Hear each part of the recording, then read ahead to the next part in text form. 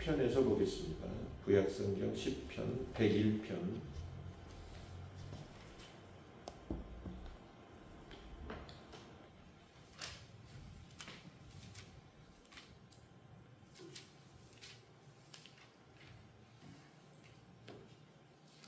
제가 읽겠습니다. 내가 인자와 정의를 노래하겠나이다. 여호와여, 내가 주께 찬양하리이다. 내가 완전한 길을 주목하오리니 주께서 어느 때나 내게 임하시겠나이까. 내가 완전한 마음으로 내 집안에서 행하리이다. 나는 비천한 것을 내 눈앞에 두지 아니할 것이요 배교자들의 행위를 내가 미워하오리니 나는 그 어느 것도 붙들지 아니하리이다. 사악한 마음이 내게서 떠날 것이니 악한 일을 내가 알지 아니하리로다. 자기의 이웃을 은근히 헐뜯는 자를 내가 멸할 것이요 눈이 높고 마음이 교만한 자를 내가 용납하지 아니하리로다. 내 눈이 이 땅에 충성된 자를 살펴 나와 함께 살게 하리니 완전한 길에 행하는 자가 나를 따르리로다. 거짓을 행하는 자는 내 집안에 거주하지 못하며 거짓말하는 자는 내 목전에 서지 못하리로다.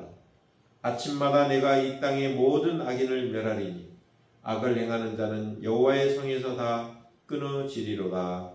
아멘. 네, 오늘 완전한 길, 흠없는 길, 의의 길, 생명의 길이라는 말씀으로 사모님 나오셔서 말씀 전하시겠습니다.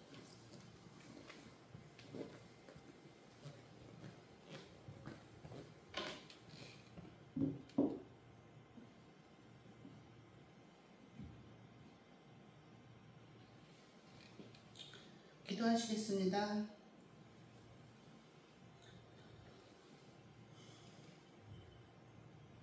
무릇 지킬만 하는 것보다 먼저 내 마음을 지켜라. 생명의 근원이 이에서 나니라 말씀하셨습니다. 주님, 이 시간 저희들에게 지혜 주셔서 우리의 마음을 잘 살펴서 모든 일을 주님을 사랑하는 동기로부터 행할 수 있도록 저희들을 지켜주시옵소서. 감사드리며 예수님 이름으로 기도합니다. 시편 101편은 다윗이 왕으로 등극하는 왕의 대관식 때 지은 시라고 알려져 있습니다. 신약에서는 신하들을 왕같은 제사장이라 하죠. 그래서 다윗이 왕으로서 백성들을 어떻게 다스려야 할지 지침이 되는 오늘 시편 말씀이 우리가 오늘날 살아내야 할 삶의 지표도 되는 것입니다. 왕같은 제사장으로서의 삶을 2절에서는 완전한 길로 걸어가는 사람이라 하는데 다른 번역본에서는 흠없는 길이라고 번역하고 있습니다. 그래서 우리 모두는 이 땅에서 이 흠없는 길로 걸어가기 위한 분투를 하고 있는 것이 아닌가 생각합니다.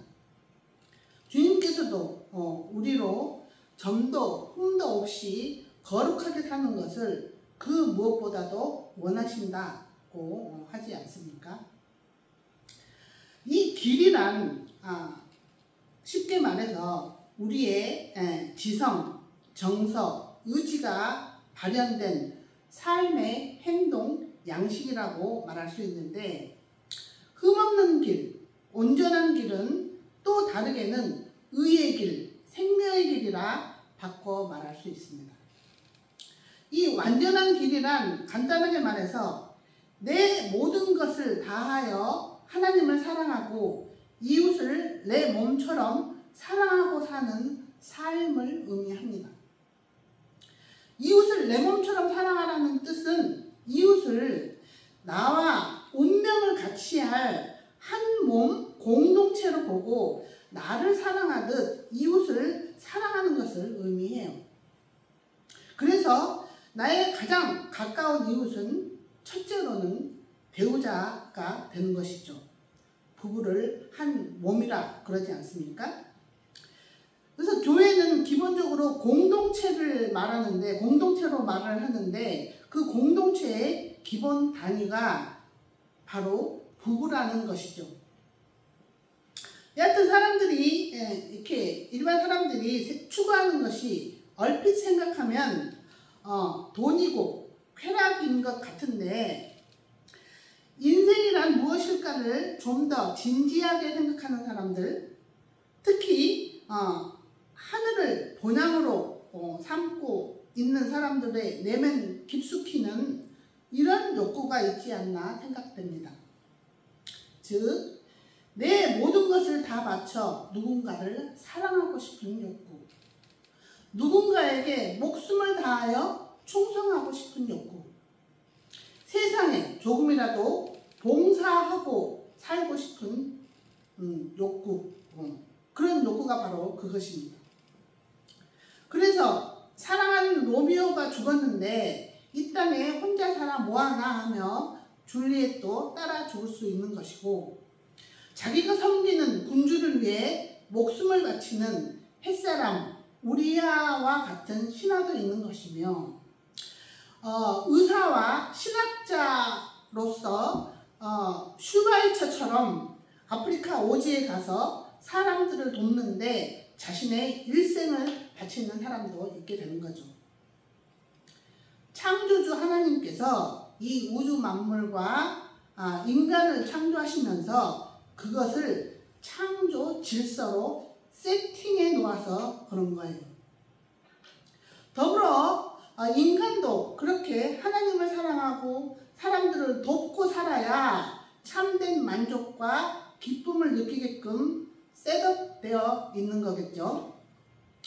이런 연고로 하나님을 온 마음 다해 사랑할 줄 알고 이웃을 내 몸과 같이 사랑하는 사람이 되는 게 인간이 이룰 수 있는 가장 큰 성공이 아닐까 싶습니다. 그런데 이 진리를 믿고 그렇게 살아야 하는데, 진리인 말씀에 따라 살지 않고 자기 소견에 오른 대로 자기 생각을 따라 살고 있는 사람들을 죄인이라고 하는 거예요. 하나님 중심으로 살지 않고 자기 중심적으로 사는 사람을 죄인이라 한다는 거죠. 흠없는 길이 있다고 한다면 흠 있는 길도 있을 것 아니겠습니까? 흠없는 길이 하나님을 사랑하고 이웃을 사랑하고 사는 삶이라고 한다면, 흠 있는 길은 자기만 사랑하고 사는 삶을 의미해요. 그 길은 다르게는 죄의 길, 사망의 길이라고 합니다. 그런데 이 흠없는 길과 흠 있는 길의 경계가 너무 모호하고 비슷하여 분별이 쉽지가 않습니다. 자, 잠언 14장 12절 한번 보실까요? 한번 한 목소리로 읽어보시죠. 시작. 어떤 길은 사람이 보기에 바르나 필경은 사망의 길이니라. 왜 이런 거짓이 존재하는 것일까요? 인간이 하나님께 충성하고 이웃을 사랑하는 삶을 살게 하는데 방해를 놓는 존재가 있다는 의미입니다. 사탄이죠. 이 사탄이라는 존재는 교묘하게 우리를 속이고 유혹하여 그 사랑의 화살이 관역을 빗나가게 만듭니다. 외모는 하나님을 사랑하고 이웃을 사랑하는 모양새이지만 그 마음의 중심은 자신을 사랑하는 것으로 향하고 있을 수 있다는 뜻입니다. 하나님이 높아지길, 하나님께서 영광 받으시길, 하나님이 기뻐하니까 이 일을 해야 하는데 그 마음에 숨은 동기가 자신의 존재감 증명, 자신의 유능함을 인정받고 사람들의 칭송과 인기를 얻기 위함일 수 있다는 거예요. 에덴 동산에서 아담과 하와를 유혹했던 사탄이 지금도 우리 배후에서 교묘하게 영향력을 행사하고 있다는 것을 늘 염두에 두어야 하는 것이죠. 최근 전 땡 길씨가 자신은 윤통을 지키는데 목숨을 바치겠다고 합니다. 본인은 기독교인으로서 하나님을 위해 하고 있다고 생각하겠지만 그렇지 않을 수도 있다는 거예요. 처음에는 이 관역을 빗나가는 그 각도가 너무 미미해서 자기가 사랑하고 충성하는 대상이 하나님인지 아니면 자기 자신인지 분간이 쉽지 않습니다. 오직 하나님만이 그 마음의 중심을 감찰하고 있을 뿐이에요. 그런데 그래서 이 성경에는 주님 다시 오셔서 진짜와 가짜를 구별해 내시는데 그런 비유를 드시는 겁니다. 열처녀의 비유, 양과 염소의 비유, 알곡과 쭉정이의 비유.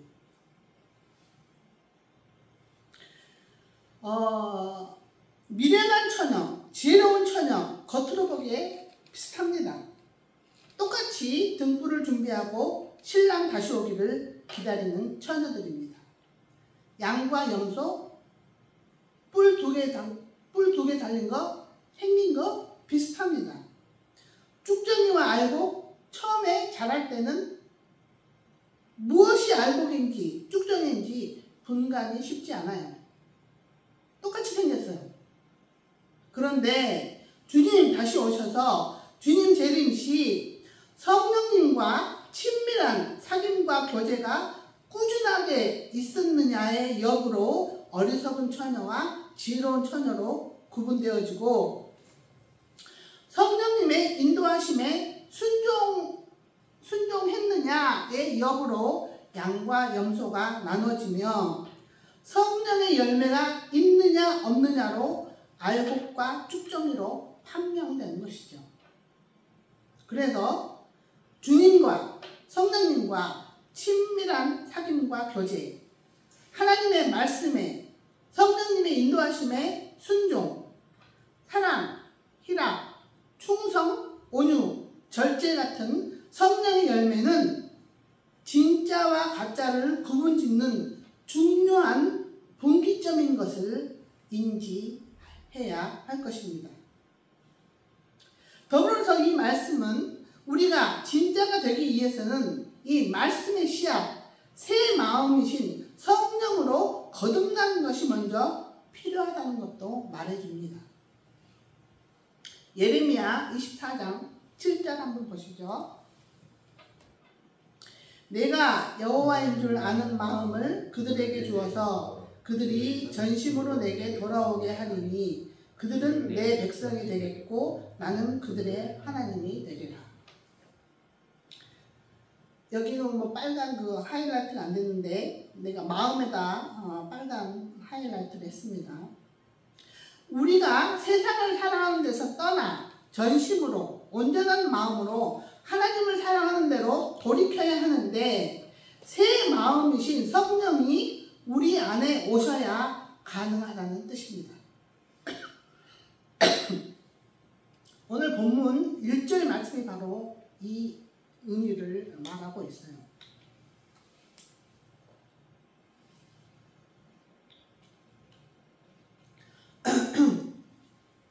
이 새 마음이 우리 안에 들어와야 우리의 타락한 지성, 감정, 의지가 새로워지는 거예요. 이것을 베드로 사도는 혼의 구원이라 말합니다. 우리의 믿음의 결국은 혼의 구원을 받는 데 있는데, 즉 우리의 지성, 감성, 의지가 하나님을 향하여 있게 되는 것을 뜻합니다. 인간의 영, 혼, 육은 타락으로 다 오염되어 있어요. 내가 알고 있는 지식도 잘못된 것일 수 있고 내가 느끼고 확신하는 것들도 틀릴 수 있다는 뜻이에요. 타락한 인간은 자신이 자신을 돌보지 않으면 안 될 것 같은 잘못된 정서에 묶여 있습니다. 그것을 풀어주시는 분이 예수 그리스도이시죠. 그리고 친히 그분은 모범을 보여주고 가셨습니다. 나를 봐. 내가 나의 안위를 하나님께 맡기니 하나님께서 다시 살리시고 부활시켜 주시는 것 같지? 너희도 나처럼 그분을 위해 살려고 노력해 보렴 하고 우리를 독려하십니다. 마음은 나의 행동을 유발하는 엔진이라 하여 이 마음을 영어로 뭐라고 합니까? 심장, heart.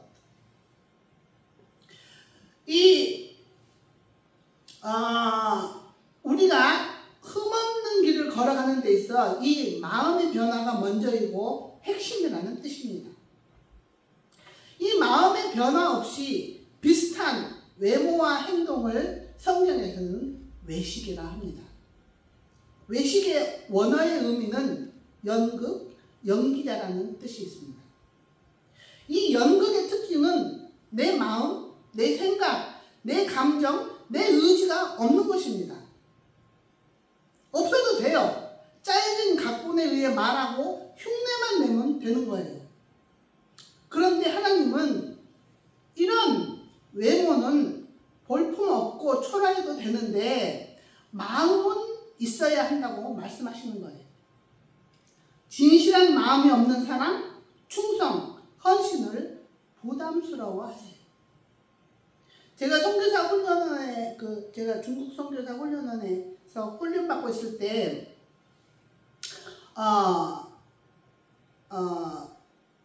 같은 입사 동기가 입학 동기? 같은 입학 동기가 한 사람이 나에게 굉장히 잘했어요. 나보다 10년 아래였던 것 같은데 아침 수업 시간에 이렇게 보통 아침 안 먹고 오고 그러는데 김밥을 사서 온달지 하여튼 아침을 다시 챙겨 오고 쉬는 날이면 나 외로울까봐 전화도 한 번씩 하고 잊지 않고 전화도 해주고 하여튼 다른 사람이 보기에 질투날 만큼 저를 잘 섬겨주었습니다. 그런데 어느 날 우리 선배 한 사람, 그 강용일 목사님 동기 한 사람이 나한테 그런 말을 하는 거예요. 그런 말을 하기 전까지는 나는 거기에 대해서 별 생각을 안 하고 있었는데 그런 말을 나한테 하는데 뭐라고 하냐면 왜 나한테 그 자매가 왜 나한테 이렇게 잘하느냐고 물어봤다는 거예요.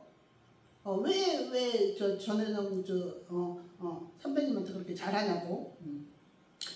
그러니 그 자매가 하는 말, 자기가 이 훈련원에 들어오면서 결심을 한 게 있었다는 거예요.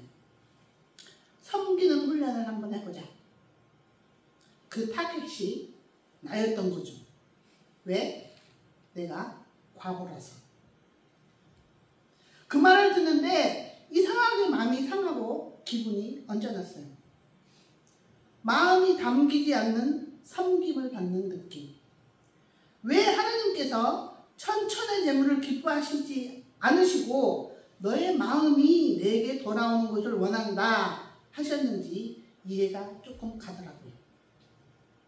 내 입장에서는 섬김을 받은 것만 해도 감사하게 생각해야 하는데 뭔가 알맹이, 진심이라는 게 빠진 것 같은 묘한 느낌, 당해본 사람만 압니다.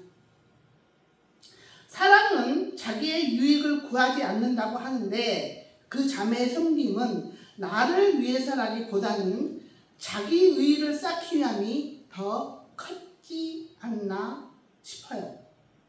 교묘하게 그 마음이 자기 자신을 향하여 있었던 것은 아닐까 하는 거죠. 이와는 다른 방향에 있는 예를 한번 들어보겠습니다. 연예인 최민수 씨 있죠? 그 사람 좀 특별하죠. 기행적인 행보로 세간의 이목도 사고 눈살도 찌푸리게 만들고 돈도 많이 잃었던 사람입니다. 그 아내 강준 씨 입장에서 보면 그런 기행적인 남편이 조금은 창피했을 것도 같아요. 그러는 그녀에게 한 방송 프로그램에서 MC가 묻습니다. 그래도 이혼하지 않는 이유는 무엇일까요? 하니 강준훈 씨가 이렇게 말합니다. 내가 그를 떠나지 않는 이유는 최민수 씨는 나 하나만을 끔찍하게 사랑해준다.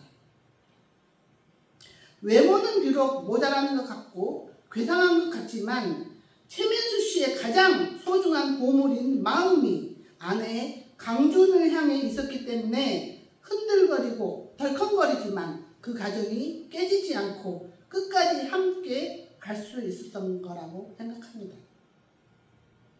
그 아버지 최무룡 씨가 마지막 유언을 그렇게 했다고 해요. 최민수 씨한테. 너는 나의 전철을 밟아서는 안 된다. 나처럼 살지 말아라. 그 최무룡 씨가 뭐 이렇게 여자가 뭐 둘 있고 막 그랬잖아요.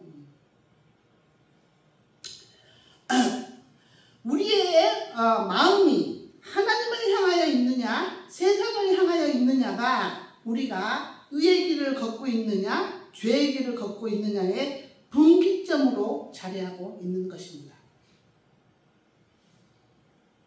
마음이 그 출발점이니까요. 하나님께서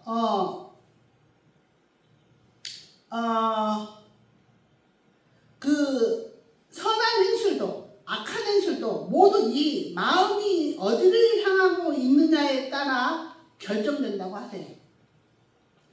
그래서 더러운 말, 악한 행동만이 죄가 아니라 악한 생각도 죄라고 성경은 말하는 거예요. 마음이 그 우리의 선한 행실과 악한 행실을 구분짓는 출발점이니까. 하나님께서 왜 이 땅의 모든 사람들을 홍수로 싹 쓸어버리겠다고 했어요? 그들의 마음에 생각하는 것이 항상 악할 뿐임을 보시고 하지 않습니까? 그래서 그런 말들을 하는 겁니다. 그 사람의 마음을 얻으면 다 얻은 것이다. 나 여호와는 마음의 중심을 보지 외모를 보지 않는다. 이 외모는 단순하게 차려입고 메이크업한 외모뿐 아니라 학벌, 재력, 커리어, 사역의 성과 등등이 포함돼요. 그런 것들로 하나님의 마음을 사려고 하지 말고 너의 마음이 하나님을 사랑하는 데 있느냐 아니면 세상을 사랑하는 대로 향하고 있느냐를 점검해야 한다 말씀하시는 거예요. 율법을 지키는 것이 주님을 사랑하는 것이라고 말하는데 왜 율법을 잘 지키는 바리새인들을 향해 독사의 자식이라고 합니까?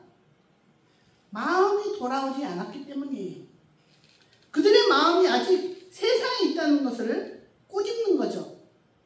그 말씀 끝자락에 그들은 돈을 사랑하는 자라고 언급하고 있잖아요.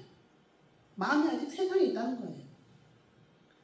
하나님을 사랑하고 하나님께 충성해야 인간도 참 만족함과 기쁨을 누릴 수 있는데 사탄에게 속아 넘어가 내 것 나누면 손해볼 것 같고 내가 나를 지켜야 무시당하지 않게 될 것 같아 이기적이고 대립각을 세우며 인색하게 살고 있는 형편이 죄인 된 우리 현 주소라는 거예요. 계속 그렇게 자기만을 위해 살아가다 보면 그 길 끝에는 멸망, 죽음, 지옥이 기다리고 있다고 성경은 말합니다. 그런데 그렇게 우리는 죄인으로서 죄만 짓고 살다가 절망적으로 죽어가고 있는 상태에 있는데 하나님께서 긍휼을 베푸시어 예수 그리스도를 우리 대신 죽게 하심으로 우리 죄에 대한 책임을 면제받고 성령을 보내시어 우리로 하나님의 자녀답게 아버지를 사랑하고 언약 백성답게 하나님께 충성하며 나누고 베풀며 서로 사랑하게 살게 하신다 하여 그분을 우리를 죄에서 구원하실 메시아라고 그리스도라고 부르는 겁니다. 그리고 그런 하나님이심을 사람들에게 알리고 알게 하고 용서하고 나누고 베풀 줄 아는 사람으로 만들어내는 사람을 사역자라고 한다는 것이죠. 그래서 나도 혹 사탄에게 속고 있는지 주의 깊게 자신을 성찰해야 합니다. 분별력을 달라고 기도해야 해요. 어떻게 분별하느냐? 하루 종일 내 생각에 가장 많이 차지하고 있는 것이 무엇인가? 자기 마음을 한번 들여다보면 됩니다. 내가 하루 종일 누구를 가장 많이 생각하는가? 무엇을 가장 많이 생각하는가? 내 생각의 60% 이상을 차지하고 있는 대상이 무엇인가? 즉 무슨 선택과 결정을 하든지 가장 염두에 두고 있는 대상이 무엇인지 생각을 해보면 그것이 곧 내 마음이 향하고 있는 대상이라고 생각하면 정확합니다. 우리가 사랑하고 충성해야 할 대상이 하나님이 되어야 한다고 성경은 가르치는데 내 마음이 하나님보다는 자신의 명예나 가족의 안위, 돈, 부동산, 커리어, 음란, 도박, 술이 된다고 한다면 성경은 그것을 우상숭배라고 말해요. 하나님보다 더 사랑하는 그것이 우상을 되는 거죠.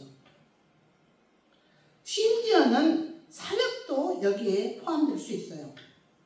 하나님과의 친밀한 관계보다 사역의 성과에 더 집착하고 있다면 그것 또한 우상숭배라 한다는 거죠. 우리의 삶의 우선순위는 첫째로 하나님이 되어야 하고 둘째로 가족, 셋째가 사역이 되어야 한다는 거예요. 이 우선순위가 바뀌면 실컷 일하고 악한 종이라 판단받을 수 있어요. 사무엘 선지자는 뭐라 그래요? 순종이 제사보다 낫다. 지금식으로 말하자면 사역보다 성령님의 인도하심에 순종하는 것이 낫다는 뜻입니다.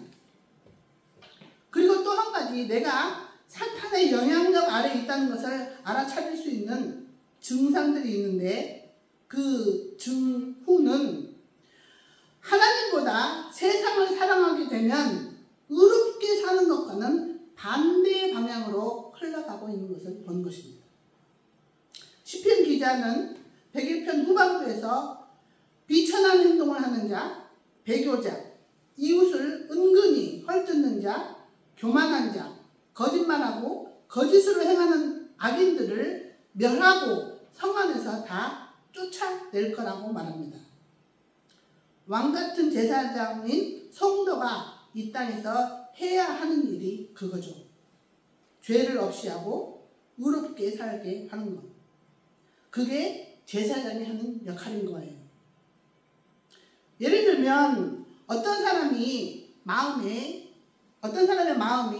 돈에 가 있다고 한다면 그 사람은 돈 되는 일이라고 하면 무슨 일이든 하게 됩니다. 그것이 도덕적으로, 윤리적으로 문제가 있다 하더라도 상관하지 않아요. 한탕하고 감방 가서 1, 2년 썩고 오면 되지 뭐 하고, 거짓말하고 속이고 기만하는 것이 양심에 꺼리낌이 없어요. 자신이 죄의 길에 들어서 있다는 것도 자각하지 못할 뿐더러 설사 죄라고 인지해도 문제 삼지 않아요. 또 어떤 이의 마음은 어떤 특정인에게 가 있을 수 있겠죠.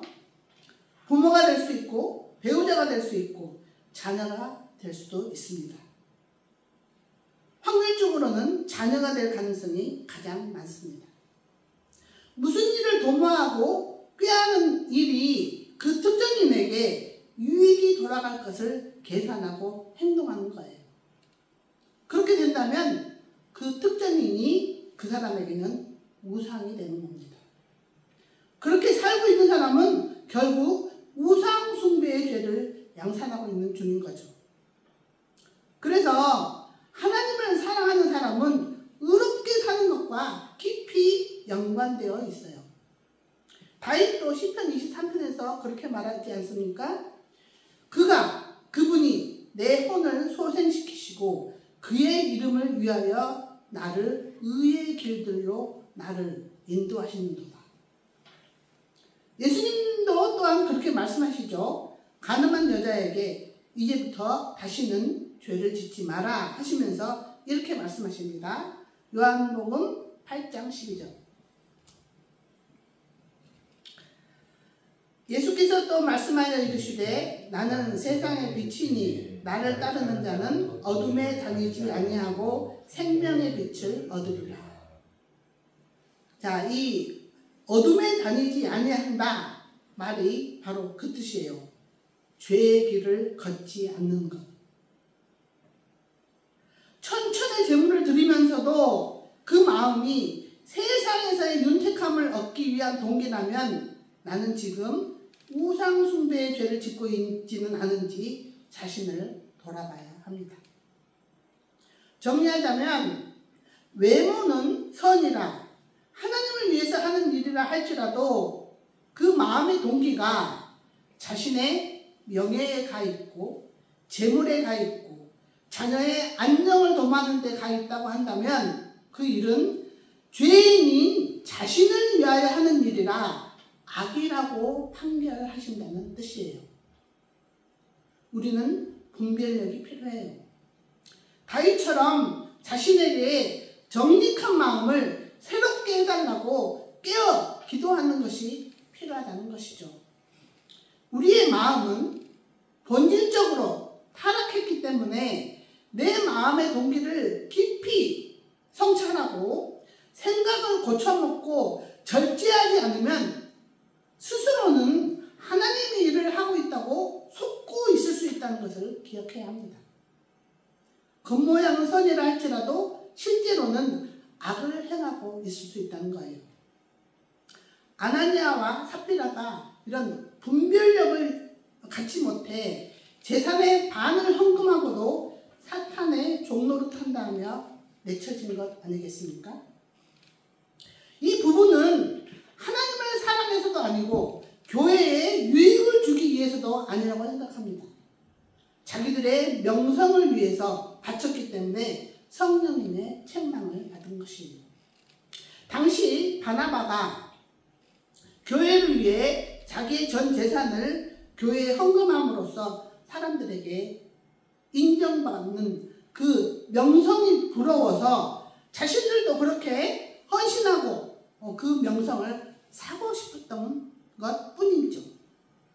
그런데 그렇게 막상 약속을 해놓고 보니 자신들의 노후 걱정에 반만 드리기로 결정을 한 거예요.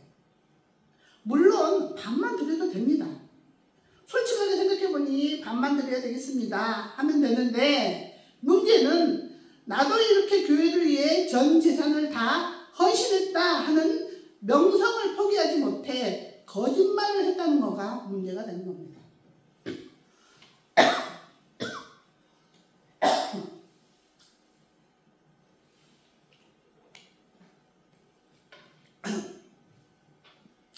약속해놓고 지키지 않으면 거짓말쟁이가 되는 겁니다.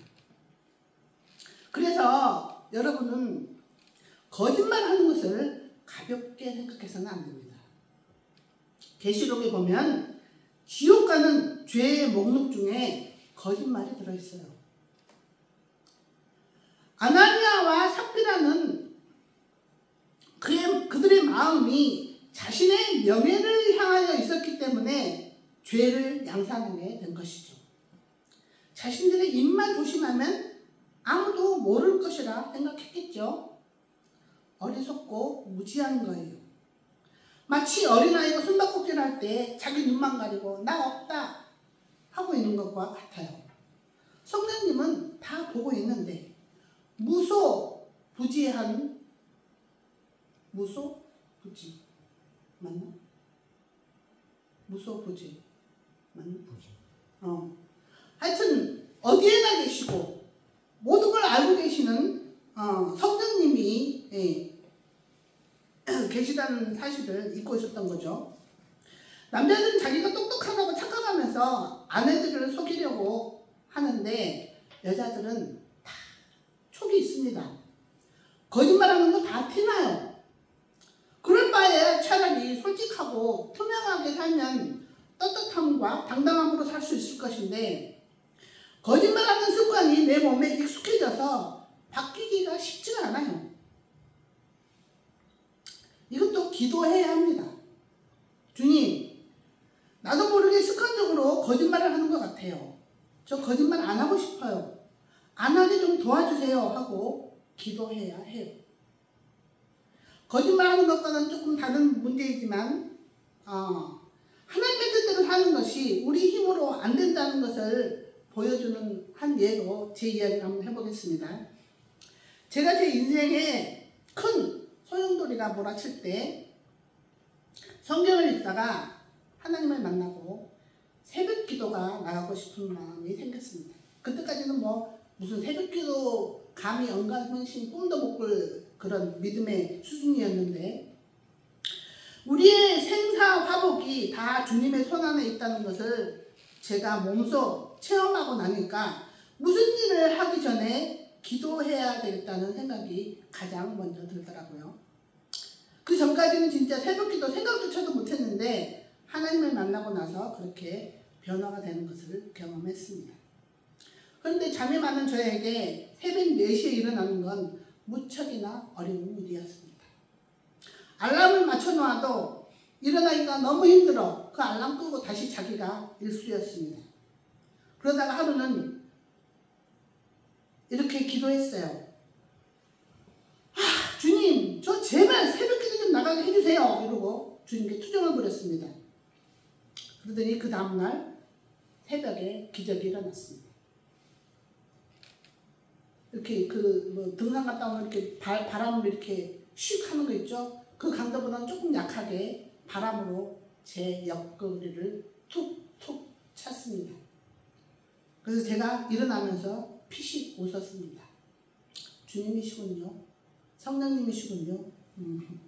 하면서 그때부터 새벽 기도를 나가게 됐는데 주님 뜻대로 기도하는 건 다 이루어주신다는 것을 또 한번 경험하게 됐습니다. 우리 힘으로는 안 됩니다. 성령님이 도와주셔야 가능합니다. 우리는 단지 원하기만 하면 돼요. 주님, 저 거짓말하고 싶지 않아요. 도와주세요 하고 우리의 의지를 드리기만 하면 됩니다. 거짓말하는 건 하나님의 뜻대로 사는 거 아니고 전지하신 하나님을 무시하는 행동입니다. 전지전능하신 성령님을 무시하는 처사가 아나니아와 삽비라에게 화를 불러오게 된 것이죠. 자신들의 명성이 먼저였고 정직해야 한다는 하나님의 뜻은 나중이었던 거죠. 자신들도 몰랐을 수도 있어요. 교묘하게 사탄이 그들의 마음을 조종하는 것일 수도 있다는 거죠. 알았다면 자신들의 명예보다 정직함을 선택했겠죠. 그래서 우리는 항상 기도해야 해요. 주님, 내 안에 계셔서 나를 다스려 주세요. 저의 인생을 주관하여 주세요 하며 하나님께 나를 맡겨드려야 사탄이 나를 가지고 놀지 않아요. 기도하지 않으면 사탄이 나를 밀가루로 가지고 논다는 것을 기억해야 할 것입니다. 사탄에게 놀아나지 않고 속아 넘어가지 않으려면 어떻게 해야 할까요? 무슨 일을 행하고 결정할 때마다 이 일이 하나님이 기뻐하실까? 내 가장 가까운 사람에게 유익이 되는 일일까를 생각하는 겁니다. 조금이라도 양심에 꺼리거나 내 이웃에게 해가 되는 일이라고 여겨진다면 거기서 스톱하는 게 안전한 것이죠. 반대로 그걸 선택하는 이유가 나를 즐겁게 하는 것이거나 내 이웃의 마음을 상하게 하는 일이라고 한다면 나는 지금 흠 있는 길, 죄의 길에 서 있다고 생각하면 맞을 겁니다. 그리고 이 계약서에 사인을 함으로써 물질은 많이 주어지지만 내가 거짓말을 해야 하고 양심이 허락하지 않는 일을 해야 한다고 한다면 사인하지 않는 게 사망의 길을 벗어나는 것이겠죠. 반대로 내게 물질의 손해가 온다 할지라도 이 일은 내가 약속한 것이고 하나님이 원하시는 일이라고 한다면 죽음을 각오하고서라도 지키는 게 생명길을 가는 것입니다. 왜냐하면 우리가 섬기는 하나님은 그 죽음에서 나를 부활시킬 수 있는 능력 있는 하나님이시기 때문입니다. 가난과 죽음을 무기 삼아 나를 의롭게 살지 못하게 하는 사탄을 때려 눕히고 승리하는 최선의 선택이고 결정인 것이죠. 이게 세상을 이기는 믿음 생활입니다. 고난과 죽음을 두려워하지 않고 의로운 길을 선택하는 것. 정리하자면 흠없는 길, 온전한 길, 의의 길, 생명의 길은 우리의 마음이 나 자신을 향하여 있지 않고 하나님을 향하여 두고 살아가는 것입니다. 그렇게 내 마음이 하나님을 사랑하는 것으로 확정되었다면 사역의 성과가 있느냐 없느냐, 예물의 이 선물의 크기가 작고 크냐, 그런 것이 중요치 않게 여기셔서 이렇게 못난 자에게 희망이 있는 것입니다. 부자들의 많은 헌금보다 과부의 동전 2냥을 기쁘게 받으신다 하지 않습니까? 많은 사역의 성과를 자랑하는 이들에게 난 너희들을 모른다 하지 않습니까? 하나님께 목숨 바쳐 충성하는 것이 중요한 성공 요소입니다. 하나님을 내 전부를 다해 사랑하는 진실한 마음 하나, 그것 하나 하나님께서 우리에게 원하시는 것이에요. 우리가 하나님께 뭘 드린다 한들 이 우주 만물의 주인이신 분께 무슨 보탬이 되겠습니까? 마치 재벌 총수에게 그 시골의 그 지분 계량의 은혜를 받은 어떤 시골 사람이 그 은혜에 감사하여 보상을 바라지도 않고 그저 자기에게 엄청난 선물을 주어짐에 감사하여 찐 옥수수와 찐 감자를 내놓을 때처럼 그런 진실한 마음을 기뻐하신다는 거죠. 그 시골 총부가 그 옥수수 내놓으면서 다음에는 우리 집 창고 지어주기를 속으로 바라면서 내놓았을까요? 만약 그렇다면 그 사람은 양심이 탈난 사람이고 볼상스러운 욕심꾸러기에 불과할 것입니다. 우리는 하나님께 우리로 흠없는 길을 걷게 하시는 예수 그리스도를 선물로 받은 사람들입니다. 단순한 지분 계량이 아닌 예수님의 십자가의 희생과 성령의 능력으로 지어진 새 집, 부활의 몸을 선물로 받은 시골 사람들인 거예요. 그 사람 감사해서 우리가 아무 보상 바라지 않고 그저 감사해서 주님을 경배하고 찬양하는 거고요. 그래서 진짜 예배는 십자가의 사랑을 깨닫는 그 순간부터 시작되는 겁니다. 하나님은 기브 앤 테이크식인 거래 관계보다 가족적인 사랑, 진실하고 온전한 사랑을 원하십니다. 그래서 우리는 이렇게 기도해야 해요. 주님, 제 마음을 주장해 주시고 다스려 주셔서 내게 주어진 시간, 재물, 재능을 나 자신을 위해서만 사용하는 것이 아니라 하나님을 기쁘시게 하는 일에, 사람을 이롭게 하는 곳에 흘려 보내고 살게 하여 주시옵소서. 그리고 또 주어진 것이 보잘것없다 해도 비교의식을 가질 필요도 없고 낙심할 것도 없어요. 내 마음이 온전하게 주님을 향하고 있다면 그걸로 충분하다 하십니다. 부하나 가난하나 재능이 많고 적음을 떠나 항상 주님을 사랑하고 그분께 충성하는데 내 마음이 확 확정되었다면 그 마음을 기쁘게 받으시는 좋으신 하나님이십니다. 이런 진실한 마음을 하나님께 드리는 저와 여러분이 되길 소망하면서 이 찬양 같이 들으시겠습니다.